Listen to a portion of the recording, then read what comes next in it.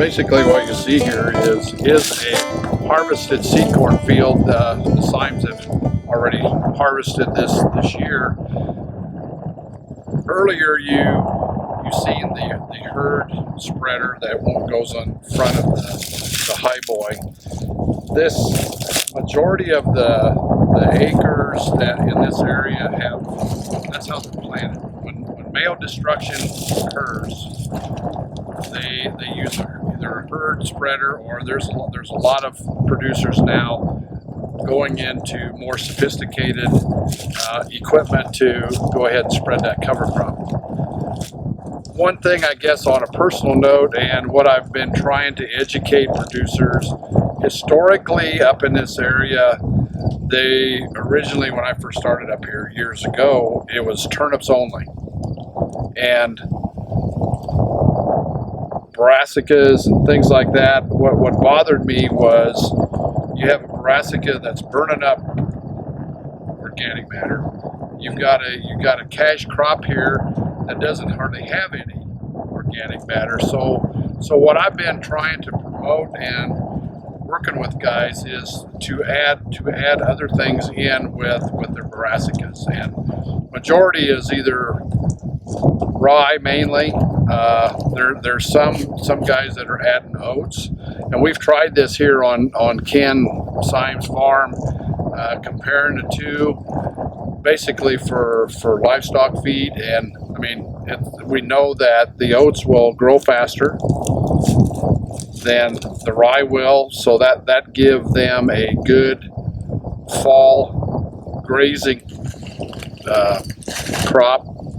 And then hopefully in the spring the rye will come in, and that's happened on their farm, where we had a combination of the rice and the oats and rye. So an annual ryegrass is used fairly commonly, right, too, with guys that want to diversify into a grass. And, yeah, that's right. That's probably the most popular in this area. Annual ryegrass, I think, the more that I see it, I think it has some advantages in a lot of different areas that even better than rye. So that'll be kind of the next step, I believe, on getting guys educated on that. Annual ryegrass does have a kind of a bad reputation of it's hard to kill and things like that, but you know what? They've said that about rye before too. Yeah. So as we progress in this, I think over time we'll get to see some more grasses mixed in with the brassicas here on these seed corn acres. So what we're seeing here is we've got really a very good stand. We've got good growth, and again, in that commercial corn, it was all about lack of sunlight. In seed corn, we have excellent growth because there is sunlight coming through the male rows that have been destroyed, the female rows that have been detasseled, and so they're quite short. So there's a lot of weed pressure out in these fields because they are a fairly weak canopy crop. Seed corn is, and so all the more reason to get cover crops in, because where we have good stands of cover crops, there is far less weed pressure. But the brassica growth is exceptional. We've got some really nice looking radishes out here. So already starting to do a lot of good work penetrating the soil. And now that this corn has come off, this stuff's just going to explode. Right across the road, we see a pivot running. Even though that corn's been harvested, they've made the commitment to run that pivot because they want to get as much cover crop growth as they can out of that. And I think Noah said they'll probably run the pivot over here if it doesn't rain. So we've got excellent growth here in the brassicas. We've got collards.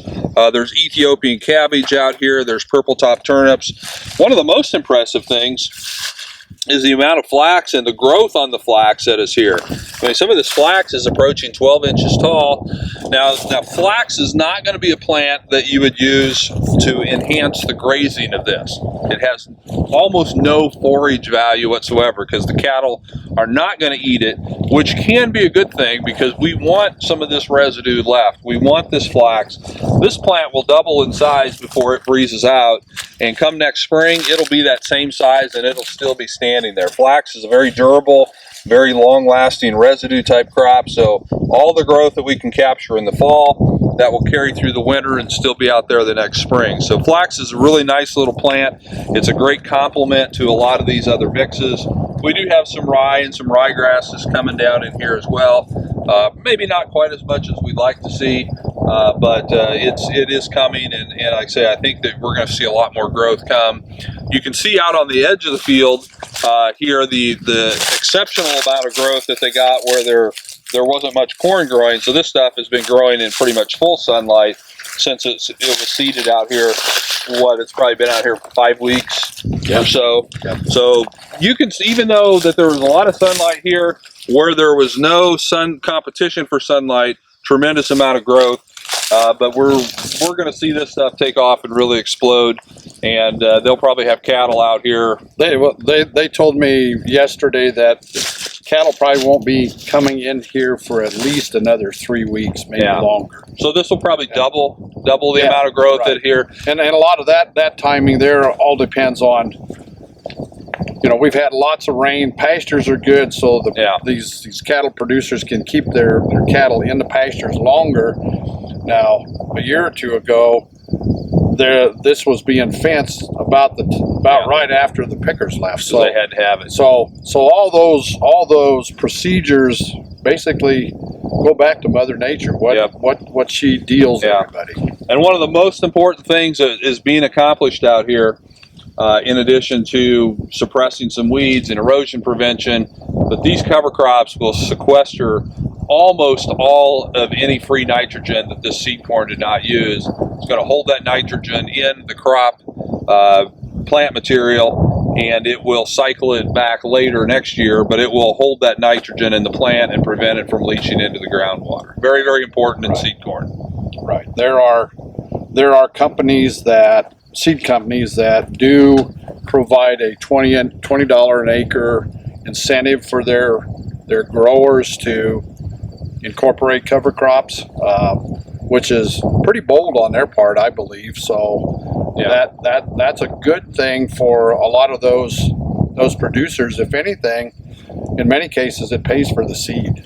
Yeah, most of these mixes that would go on a seed corn like this are going to cost somewhere in the $10 to $16 range, depending on what all you put in there, how diverse you get, how heavy you spread. The guys that are going after the best grazing are going to be probably at the upper end of that level. Right. The guys that maybe aren't grazing, just want to do some sequestering, they could be in that $10, $12 an acre range. So it's cheap. It's very easy to put on, and you've got lots of sunlight coming in. So to me, it's a no-brainer. And I've never seen it fail. Yeah, it's a no-brainer. It's a no-brainer going into seed corn.